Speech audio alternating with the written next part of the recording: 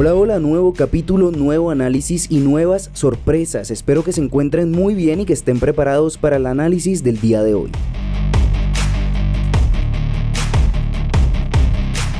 Como les comenté anteriormente, el tema de este mes es el cine oriental y por esa razón ya analizamos a Akira Kurosawa, uno de los más grandes directores no solo de Oriente sino del mundo con su película Ran. Así que si quieren saber más de este director y película, pueden escuchar el capítulo directamente anterior a este. Créanme que lo disfrutarán.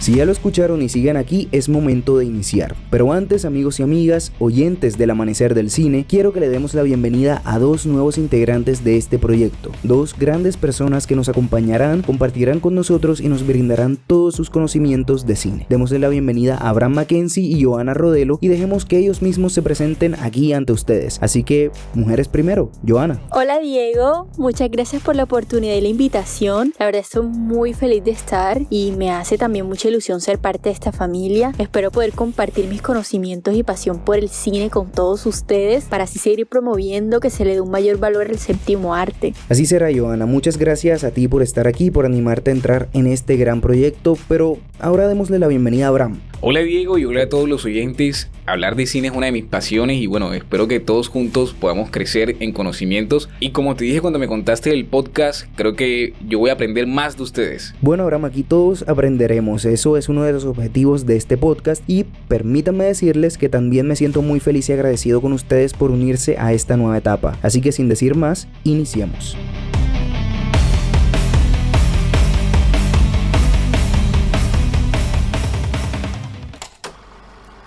Escuchas El Amanecer del Cine.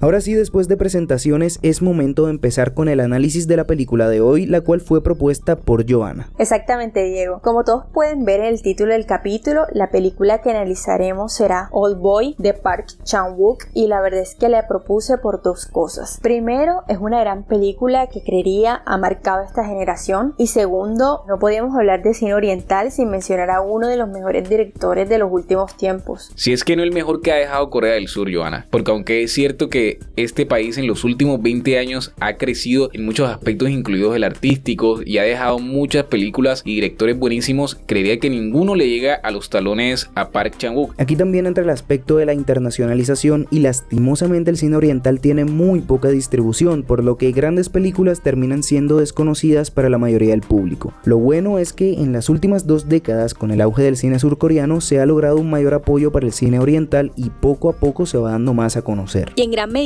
esto se debe también a los directores y a lo internacional de las historias que se cuentan en las películas. Por ejemplo, Parasite, The Host, I Saw the Devil, Silence, Train to Busan y de la que hablaremos hoy, Old Boy. Johanna, todas son excelentes películas, pero ahora centrémonos en Old Boy y contemos un poco de qué va.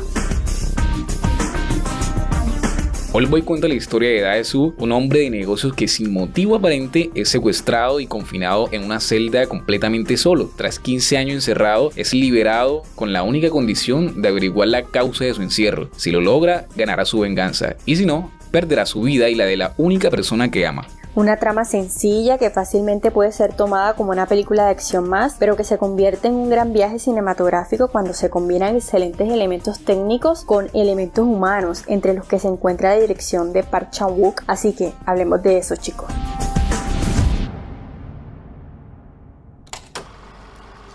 Dirección.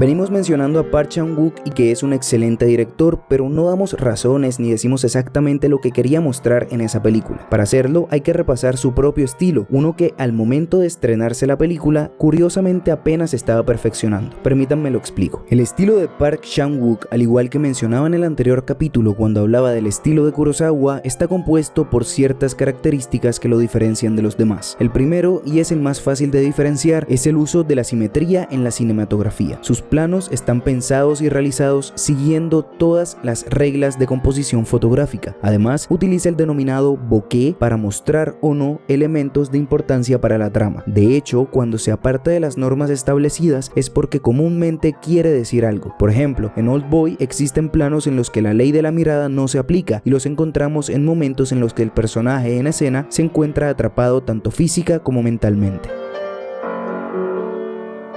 Otra característica que forma su estilo es el uso de la música para contar historias. No quiero profundizar mucho porque Abraham hablará de esto después, pero es necesario decir que las bandas sonoras de las películas de este director son realizadas con la finalidad de expresar emociones que los propios personajes no pueden expresar. Así, en Oldboy encontramos melodías tristes y melancólicas, fuertes y violentas, tranquilas y pacíficas con respecto a lo que suceda en la película.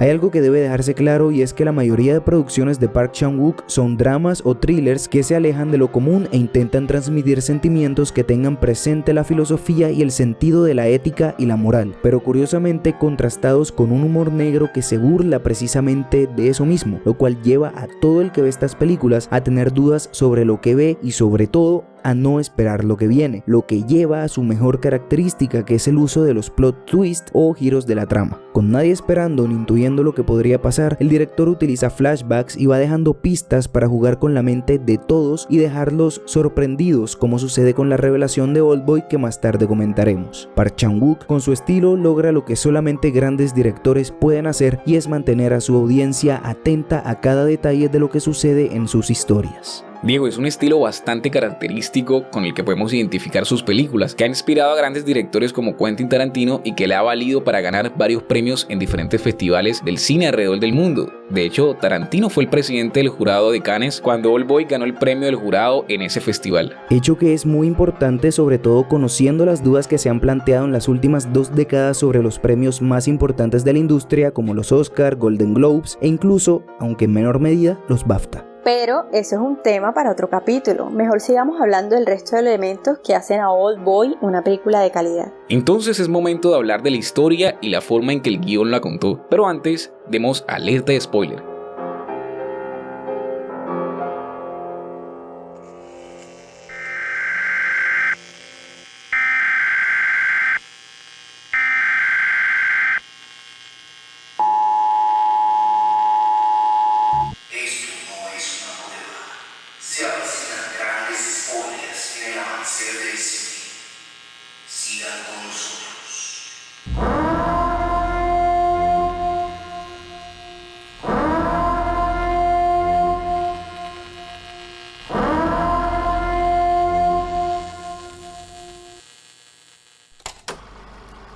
Guión y desarrollo de personaje.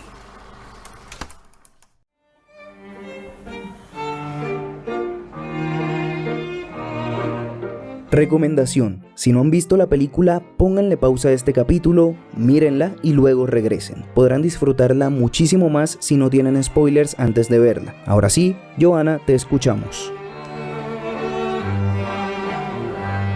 Empezaré diciendo que la esencia de Oldboy radica en el uso de elementos como el plot twist, es decir, en esos giros argumentales que nos vuelan la cabeza. Es una película que empieza sin la certeza de lo que está pasando. En la primera escena vemos al personaje principal, es decir, Dao-soo, sosteniendo la corbata a quien podríamos pensar es su víctima, para luego pasar a un Dao-soo alcohólico y que está constantemente en decadencia.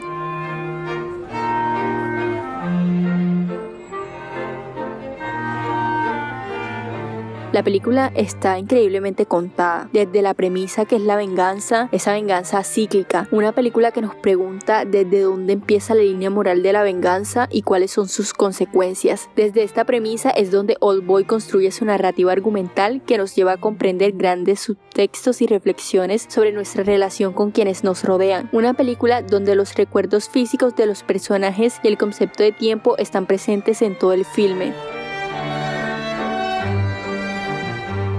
Park Chan-wook juega perfectamente con los objetos, planos, ángulos para mostrar la angustia que viven sus personajes. Es un filme que juega a confundir al espectador con detalles que se van proporcionando en cada secuencia. No hay muchos diálogos porque el director prefiere que las imágenes hablen por sí mismas.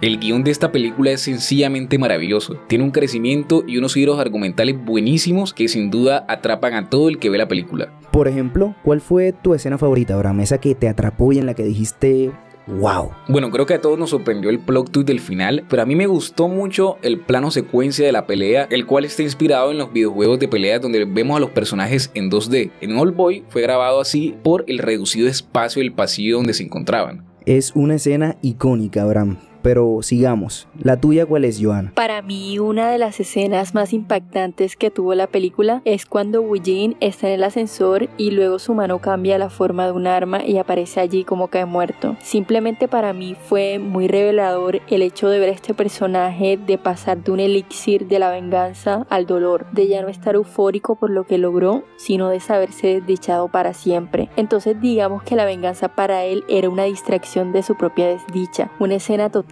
desgarradora, pero que supone para mí una de las escenas más importantes de la película. Ambas escenas me encantan, aunque mi escena favorita es en la que Woo Jin le da el ultimátum a Dae-soo y le dice que tiene 5 días para descubrir la razón de su encierro y posterior liberación, o si no matará a Mido. Creo que es la revelación del villano que más me gusta y es principalmente por la actuación de Jo Yeon-seok, ya que logra transmitir esa locura y desinterés de un villano que no tiene nada que perder y sí mucho por ganar, o al menos según lo que él cree. Pero sigamos ahora con el análisis y hablemos de los aspectos más técnicos de la película.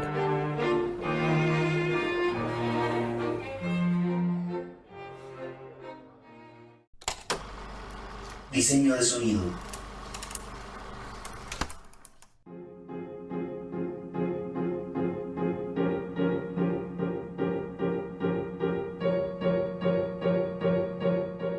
La composición de la banda sonora estuvo a cargo de Ho Yeon-wook, quien ya ha trabajado en otras películas de Park Chan-wook, como la tercera película de esta trilogía de la venganza, Sympathy for Lady Vengeance, en Tears, en Soy un Cyborg, La Doncella y la más reciente, La Decisión de Partir. Esta banda sonora fue ganadora en la categoría de Mejor Música en los premios surcoreanos de Grand Bell en 2004. La mayoría de los tracks son piezas de orquestas en los que podemos encontrar violines, instrumentos de viento y piano, que son los principales instrumentos que llevan la melodía de las canciones. Algo interesante es que la mayoría de piezas son interrumpidas por un agente interno en la narrativa de la película, como un reloj rompiéndose, el ringtone del celular o un disparo. Como en la mayoría de las películas, los nombres de las canciones tienen un significado directamente relacionado con un momento específico, como por ejemplo The Count of Monte Cristo y Jailhouse Rock, los cuales lo escuchamos mientras Dae-soo está encerrado. Esta última se aleja del orquestal y en cambio tiene sonidos de sintetizadores, lo que hace un poco más movido en comparación del resto. Luego tenemos la única pieza no inédita con el invierno de las 4 estaciones de Vivaldi. Este tema se ajusta a la angustia del protagonista al describir el lugar donde estuvo encerrado y su respectivo dueño. Las piezas se nos presentan cada vez que el dueño del lugar aparece para torturarlo. Vivaldi tiene eso, Abraham, es esa transmisión como de angustia, de preocupación, de locura incluso. De hecho, siempre he considerado que el uso de instrumentos de cuerdas para las bandas sonoras de las películas son un gran acierto, principalmente por el hecho de transmitir esas emociones que a veces son difíciles de captar en cámara, y la verdad es que notar que los temas principales de esta película los tienen es algo muy, pero muy hermoso y muy cautivador. Diego, y es algo normal en la filmografía de Park Chan-wook que la mayoría de sus películas tienen bandas sonoras compuestas por este tipo de instrumentos y en todas están ubicados a la perfección en las escenas que los necesitan. En verdad, escuchar la música de esa escena donde está en el ascensor, de verdad que fue wow.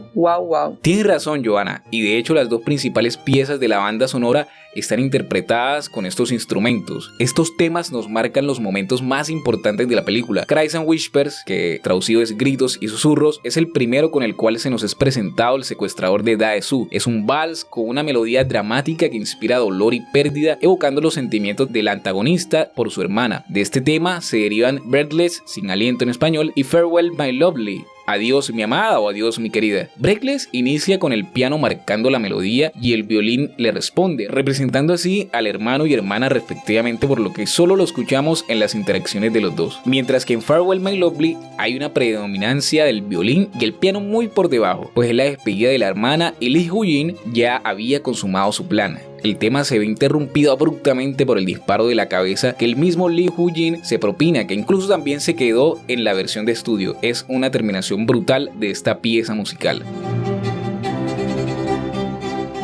La segunda pieza es The Last Waltz, el último vals en español. El tema también es un vals, valga la redundancia, y bueno, haciendo paralelismo con el antagonista, pues narrativamente nos deja ver que no son tan diferentes moralmente. La canción la escuchamos 3 veces, cuando Dae-soo y Mido se conocen, cuando tienen relaciones sexuales y al finalizar la película cuando Dae-soo decide no recordar que su interés amoroso es en realidad su hija. Es el track que marca la relación de los dos. Por momentos se puede sentir la inocencia y hasta romanticismo en la melodía.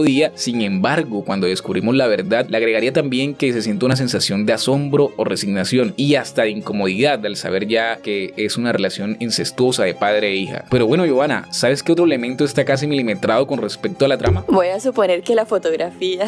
Exactamente, hablemos de eso, ¿les parece? Claro que sí, Abraham, hagámoslo. Cinematografía.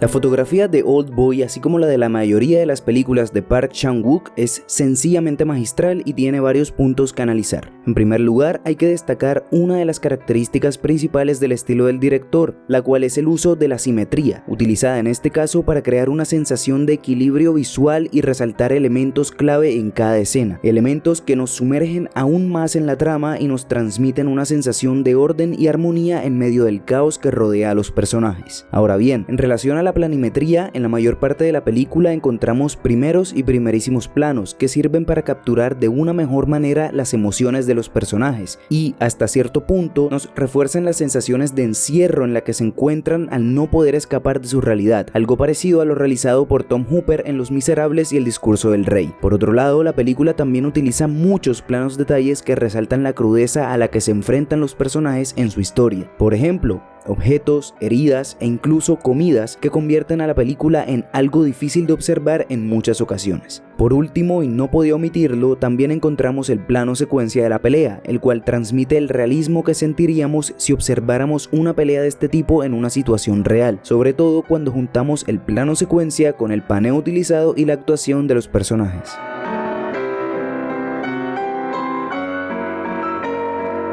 Otro punto a destacar son las angulaciones utilizadas para mostrar el estatus en la historia. Los ángulos contrapicados representan el poder y la dominancia de personajes, mientras que los ángulos picados enfatizan la vulnerabilidad y sumisión de otros. Así, en la escena en que Woo Jin escucha los ruegos de Dae-soo, se le muestra en un ángulo contrapicado, lo que significa que es él quien tiene el poder, y en la escena en que la hermana de Woo Jin está a punto de morir, ella es mostrada en un ángulo picado, lo que significa que es vulnerable y depende en su totalidad de lo que este último haga. Ya para terminar, quiero hablar del uso de la luz y los colores. Por un lado, la iluminación, normalmente dura, ilumina a los personajes, pero crea sombras en el fondo que refuerzan ese conflicto entre el bien y el mal de los personajes. Y por otro lado, los colores son utilizados para transmitir emociones y crear conceptos. Me explico. El rojo simboliza la venganza y el odio del protagonista, pero también el amor y la pasión. Por eso las escenas de sangre explícitas, y por eso Mido siempre viste de rojo. El verde representa la cárcel, encierro e incluso el engaño en el que vive Dae-soo. Por eso lo vemos en la mayor parte de la película, cuando está en la habitación donde lo encerraron, cuando está luchando en el pasillo, e incluso en momentos en los que cree que será libre, como cuando Woo Jin le señala con un láser verde la caja donde está la gran revelación. De hecho, en este punto se le da importancia al tercer color, que es el morado, violeta o como ustedes le digan. Este, a diferencia del verde, que es la mentira, representa la verdad de la historia, y por eso lo encontramos en momentos muy específicos, como en la caja que les mencionaba antes, que revela la verdad de la relación entre Dae-soo y Mido. También lo encontramos en los vidrios rotos que enmarcan la escena del flashback en la que muestran el incesto entre Woo Jin y su hermana, y por supuesto en la escena en que Dae-soo es hipnotizado y deja su verdad detrás. Esta última escena es la que ejemplifica de mejor manera los colores, ya que tenemos al Dae-soo, que es iluminado en verde y se sumerge en este color representando la mentira en la que vivirá, y tenemos al Dae-soo, que es iluminado en violeta y finalmente desaparece, representando la verdad en la que Dae-soo se niega a vivir. La fotografía es muy completa e icónica, al punto que esta película tiene una cantidad de planos y escenas inolvidables que cientos de directores han recreado y con los que incluso el mismo Park Chan-wook se ha autorreferenciado. Por ejemplo, esa escena del inicio en el que el protagonista tiene a un hombre por la corbata en la cornisa de un edificio, el director la utilizó en Decision to Live, la última película lanzada el año pasado que fue olvidada en los Oscar. Parece que aún no superas esa película, Diego. Nunca. La mayor injusticia del año pasado, pero bueno, ya que. Esperemos que este año no quedes así. Ojalá, Abraham, pero dejemos ese tema en el pasado mejor y sigamos con el análisis.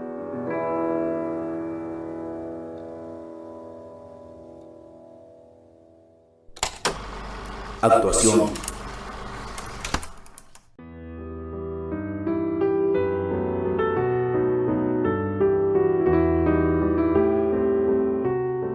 Dejamos la actuación para el final, para ahora comenzar y terminar el análisis con los aspectos humanos de la película, por la sencilla razón de ser lo más valioso que tiene. Exactamente, Ivana. A pesar de que la película es maravillosa en su parte técnica, lo humano sobresale y prevalece en todo momento. Así, sin un buen director, hubiera sido una película de acción genérica, y sin un buen actor hubiera sido una película más de un tipo duro y sin expresiones que es invencible. O, en otras palabras, la película hubiera sido lo que fue su remake en 2013 con Josh Brolin. Es que existe un remake, Abraham. Eso realmente nunca pasó, eso no se menciona, por favor. Y dirigido por Spike Lee, oiga. Pero bueno, yo nunca lo dije, ustedes nunca lo escucharon, nunca pasó. Bueno, Abraham, ahora sí, como veníamos diciendo, la actuación en la película está encabezada por Choi Min-sik, quien interpreta a Dae-soo, el protagonista de la película. Para poder encarnar a este personaje, Min-sik tuvo que prepararse físicamente para realizar sus propias escenas de lucha. Además, tuvo que dejar de lado sus principios y religión. Para ser más específico, él es budista y en su religión se predica un gran valor por la vida, lo que lo llevó a sentirse mal mientras realizaba las escenas comiendo pulpo. Además, en la cultura coreana es bien sabido que existen normas de respeto y son muy pulcros, por lo que también se sintió mal o incómodo realizando las escenas sexuales con Kang Hye-jong, quien interpreta a Mido. Pero aún con estas normas y principios, Min-sik decidió hacerlo con la finalidad de lograr una actuación de acuerdo a su personaje.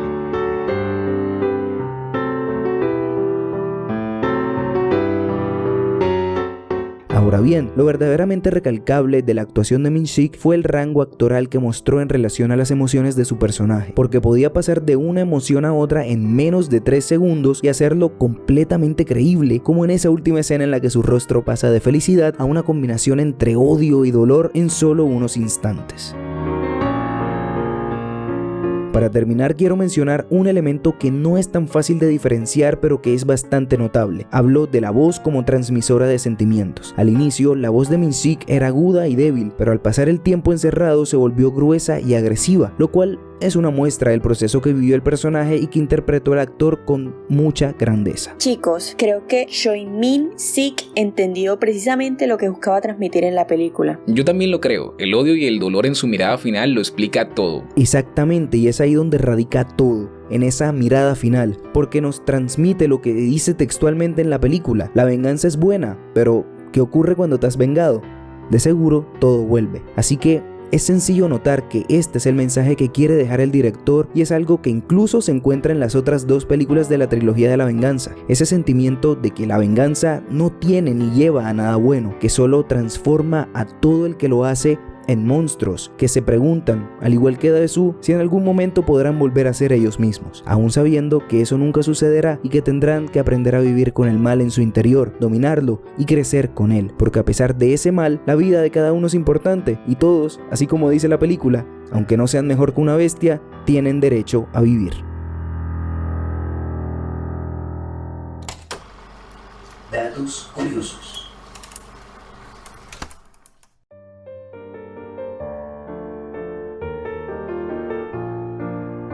Oldboy tiene unos datos curiosos que la verdad me gustan mucho. Abraham, coméntanos cuáles son. Bueno, el primer dato creo que le va a gustar a Diego y es de nuevo una invitación para todo el que no ha escuchado el último episodio del podcast. Y es que el restaurante donde se conocen Dae-soo y Mido se llama Akira. Esto fue un homenaje que Park Chan-wook le quiso hacer al director japonés Akira Kurosawa, de quien, como les dije, analizamos una película en el capítulo anterior.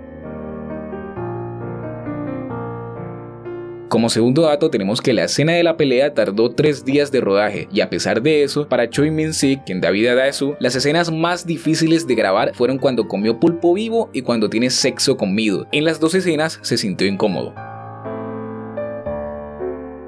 Y el tercero y último tiene que ver con los nombres de los temas musicales de la banda sonora, y es que son títulos de películas que han inspirado al director, como El Conde de Montecristo de Roland B. Lee, El Último Vals de Martin Scorsese, Cul-de-sac de Roman Polanski y Vestida para Matar de Brian De Palma. En general, todos los nombres de los títulos de la banda sonora son títulos de película. Y no sé cuál de todas sea mejor, pero eso sí, todo está conectado.